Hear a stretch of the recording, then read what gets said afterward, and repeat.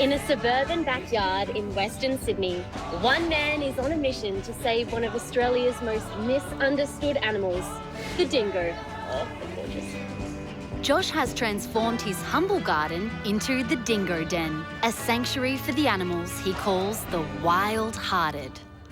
Josh, as a fellow animal lover, I'm just so impressed by your amazing Dingo Den. How did you get into this? I started a website just to give people some information about dingoes, and then it quickly turned into assistance for rescue.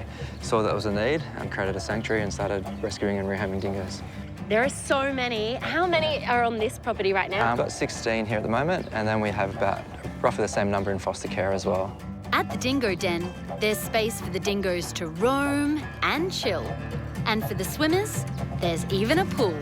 There are so many different types of dingoes, aren't there? Yeah, there are. So you've got different colour variations depending where they're from in Australia.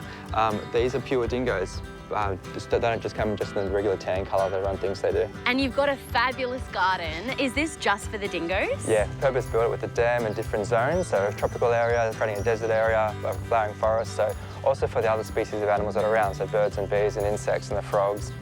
Do these guys swim? Some of them do. The guys up north, instinctively they won't, because for them there's crocodiles in the water, which makes sense. But the guys that are further south, in the cooler waters, they'll go for a swim, because crocodiles aren't around for them. People call them dogs, but they're not dogs. No, they're not. They're their own separate species. There's nothing like the Australian dingo in the world. They've been here for thousands and thousands of years as their own. They're so iconic, and I heard they're actually way smarter than a pet dog. Yeah, so the brain size and density is at least 30% more. So dingoes will actually use tools, they mate for life. There's a whole range of things they do that dogs don't or can't do. Did you hear that, Tigger? You're so smart. So smart. They may not be dogs, but just like dogs, they love a good, long walk. How often are you walking them? Once a day for about an hour, as well as all the playtime they get in the sanctuary. The dingoes in Josh's care are loved and well looked after, but not every dingo is so lucky. How did these guys get into your care in the first place? So there's a lot of culling of dingoes across the country. We have wild-born orphans coming in where parents have been killed.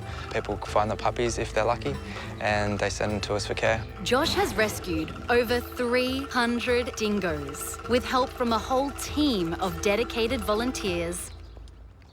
Now, you're an Indigenous woman. Can you explain the connection between dingoes and First Nations people? My great-grandfather was an elder out in Wailakali, which is Broken Hill, and he used to tell my mum dreamtime or dreaming stories, and he used to have a dingo with him when he went walkabouts. There's lots of paintings you'll see across Australia where there is a dingo there as well. So they've been here for thousands of years. Some people say back to as far as the Ice Age. You obviously love what you do, but yes, what do you get out of it? I get to help save a species. I don't know how many people can say that. Josh and his team do an incredible job, but you too can help save the wild-hearted.